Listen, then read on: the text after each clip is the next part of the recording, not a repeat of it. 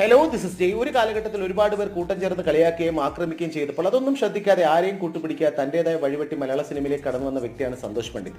തനിക്കെതിരെ ആളുകൾ എറിഞ്ഞ ഓരോ കല്ലുകളും തന്റെ വളർച്ചയുടെ ചവിട്ടുപടിയായി മാറ്റിക്കൊണ്ട് ഇന്ന് മലയാള സിനിമയുടെ പ്രിയതാരമായിട്ട് ഇദ്ദേഹം മാറിക്കഴിഞ്ഞു.